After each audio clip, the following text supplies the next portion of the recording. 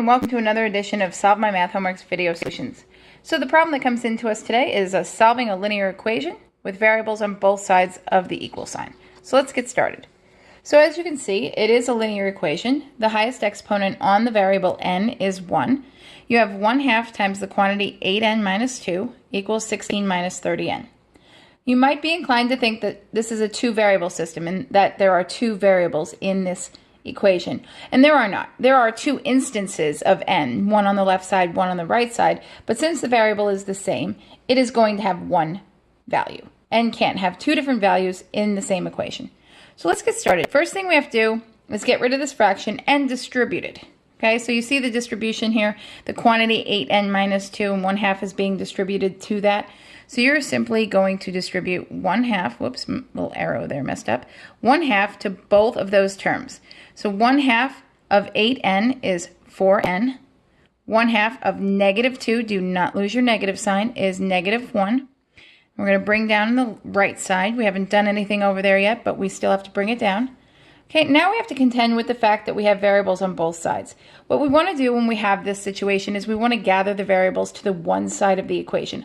Either the right side or the left side makes no difference. However, if I'm going to physically move a variable from one side of an equation to another, just like anything else, when you're moving something from one side of the equal sign to the other, use inverse operations.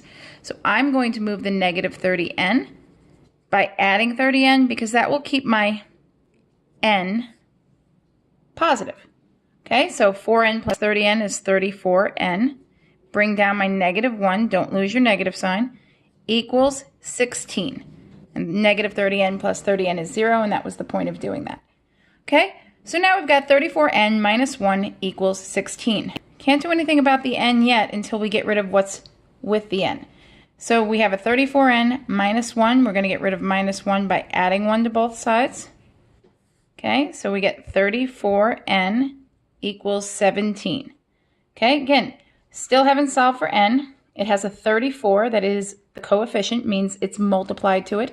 The opposite of multiplying is division, or dividing. So we're going to divide by 34. Whatever you do to one side, you do to the other side. So 34 divided by 34 is 1. Leaves us with n on the left side. 17 is exactly 1/2 of 34, so our answer is n is equal to 1/2. All right? So just remember, when you have variables on both sides of the equation, you want to gather them over to one side, either the left or the right. You can keep them positive or not. It makes no difference. But if that video helped you, great. If not, you have questions, please leave them in the comments. Thanks for watching.